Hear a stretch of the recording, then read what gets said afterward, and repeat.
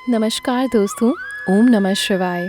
आज की इस सुंदर सी कहानी में आपको जानने को मिलेगा कि हमें अपने जीवन में क्या क्या कर्म करने चाहिए।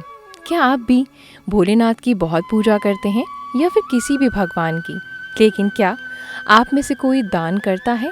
अन्नदान, जिसे सबसे बड़ा दान माना जाता है। हमारे आसपास बहुत सारे लोग ऐसे होते हैं जिसको देखकर हमें लगता है कि वो अच्छे से कमा सकते हैं, उसके बावजूद हम उनको दान नहीं करते, यही सोचते हुए। लेकिन कुछ लोग ऐसे भी होते हैं जो कमा भी नहीं पाते और खा भी नहीं पाते, तो हम में से सारे लोगों को उनकी मदद ज़रूर करनी चाहिए। आज की कहानी इतनी खूबसूरत सी है कि आपको बहुत ज़्यादा इससे प्रेरणा मिलेगी कि आपको जीवन में किस तरह से आगे बढ़ना है और किस तरह से आपको शिवलोक की प्राप्ति होगी। तो चलिए आज की सुंदर सी कहानी को शुरू करते हैं। ये कहानी एक बूढ़ी माई की जो एक गांव में रहा करती थी। बूढ़ी अम्मा हर समय भगवान शिव का नाम जपती रहती थी, भोलेनाथ की पूजा अर्चना करती रहती थी। परंतु वह बुढ़िया बहुत कंजूस थी। वो कभी किसी को एक रोटी भी दान में नहीं देती थी। जब पड़ोसी उसे कहती कि बूढ़ी अम्मा किसी को कुछ दान में दे दिया करो, तो वह कहती, अरे मैं भगवान शिव की बहुत बड़ी भक्त हूँ, हर समय भोलेनाथ का नाम जपती रहती हूँ, मुझे फिर दान पुण्य करने की क्या ज़रूरत भाई, मुझे तो वैसे ही शिवलोक की प्राप्ति होगी, समझे। वह बुढ़िया ये नहीं जानती थी कि अन्न का दान सबसे बड़ा दान होता है। एक दिन भगवान शिव ने सोचा कि इस बुढ़िया को सब लोगों ने बहुत समझाया, लेकिन इसने किसी की भी नहीं मानी।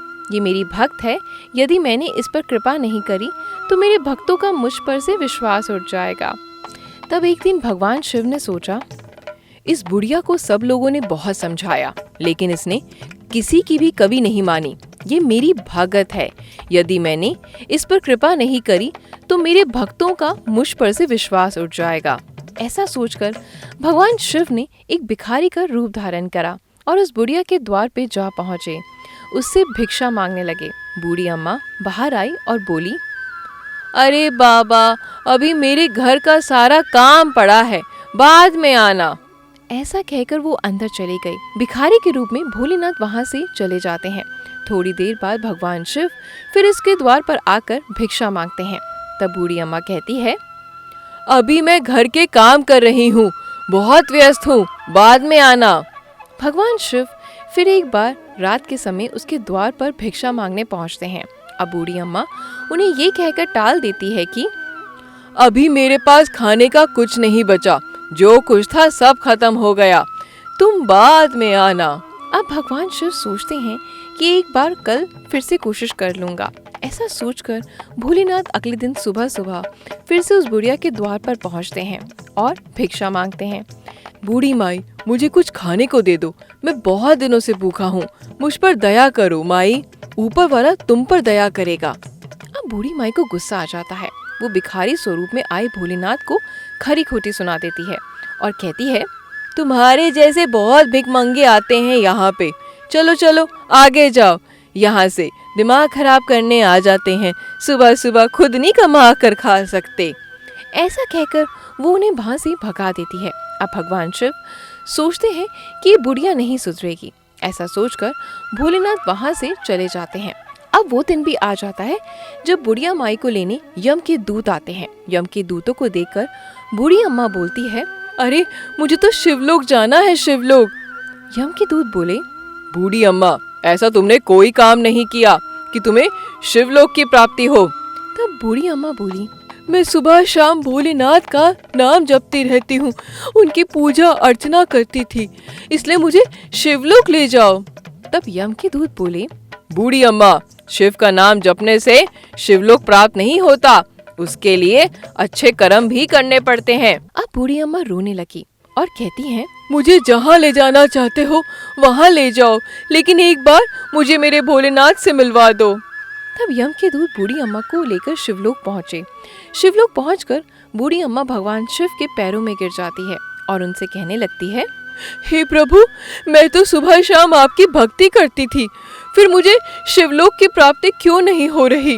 तब भगवान शिव बोले, बुढ़िया, तूने आज तक किसी भूखे को खाना नहीं खिलाया, अन्न दान सबसे बड़ा दान है, मैं भी तेरे पास भिक्षा मांगने आया था, लेकिन तूने मुझे भी भिक्षा का एक दाना तक नहीं दिया। अब बुढ़िया भोलेनाथ के सामने हाथ जोड़कर रोने लगती है। प्रभु, मुझे क्षमा कर दीजिए। भगवान शिव, मुझे एक मौका और दीजिए। अब भगवान शिव कहते हैं, बुढ़िया, तूने मेरी बहुत भक्ति करी है, इसलिए तुझे एक मौका दे रहा हूँ। तू धरती पर जा और जाकर जितने पुण्य कर सकती है कर। तेरे पास सिर्फ 1 सप्ताह का समय होगा। फिर बुढ़िया बहुत खुश हो जाती है और फिर वो अपने पुराने शरीर में समा जाती है। अब बुढ़िया घर में जो भी भिखारी आता, बुढ़िया उसे पूरी पकवान बनाकर खिलाती, रोज अच्छा भोजन बनाकर भिखारियों को बांट कर आती। 1 सप्ताह में बुढ़िया ने खूब धर्म कर्म किया। अपने मरने से पहले उसने थाली, लोटे से लेकर सोना, चांदी, अनाज सब कुछ दान किया।